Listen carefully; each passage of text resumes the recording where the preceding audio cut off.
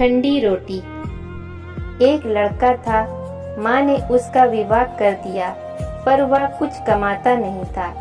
माँ जब भी उसे रोटी परोसती तब वह कहती कि बेटा ठंडी रोटी खा लो।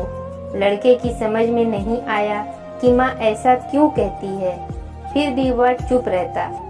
एक दिन माँ किसी काम से बाहर गई तो जाते समय उसने अपनी बहू यानी लड़के की पत्नी से कहा कि लड़का आए तो उसको रोटी परोस देना और कह देना ठंडी रोटी खा लो। उसने अपने पति से वैसा ही कह दिया। यह सुनते ही वह चिढ़ गया कि माँ तो कहती ही थी, अब तू भी कहना सीख गई। उसने अपनी पत्नी से बोला, दाल भी गरम है, सब्जी भी गरम है और रोटी भी गरम है, तो यह ठंडी कैसे हुई?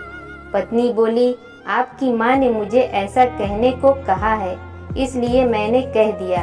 वह बोला कि मैं रोटी नहीं खाऊंगा, माँ तो कहती थी, तू भी सीख गई। माँ घर आई तो उसने बहू से पूछा कि लड़के ने भोजन कर लिया? बहू बोली, उन्होंने तो भोजन किया ही नहीं, उल्टा नाराज हो गए।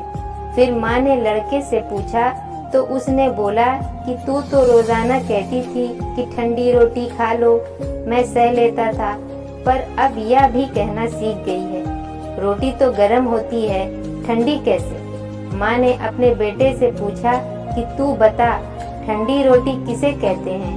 बेटे ने बोला, सुबह की रोटी शाम को खाई जाए तो उसे ठंडी कहते हैं, बासी रोटी ठंडी और ताज़ी रोटी गर्म होती है। माँ ने कहा, बेटा अब तू विचार करके देख, तेरे बाप की जो कमाई है वो ठंडी और बासी रोटी है। गर्म और ताज़ी रोटी तब होगी जब तू खुद कमा कर लाएगा। लड़का समझ गया और माँ से बोला, अब मैं खुद कमा कर लाऊंगा और गरम रोटी खाऊंगा। इस कहानी से यह सीख मिलती है कि जब आप बड़े और समझदार हो जाएं, तो अपने परिवार की जिम्मेदारी खुद संभालें। विवाह के बाद ठंडी रोटी नहीं खानी चाहिए। दोस्तों, अगर ये कहानी आपको पसंद आई हो तो लाइक और सब्सक्राइब करना न भूलें। धन्यवाद।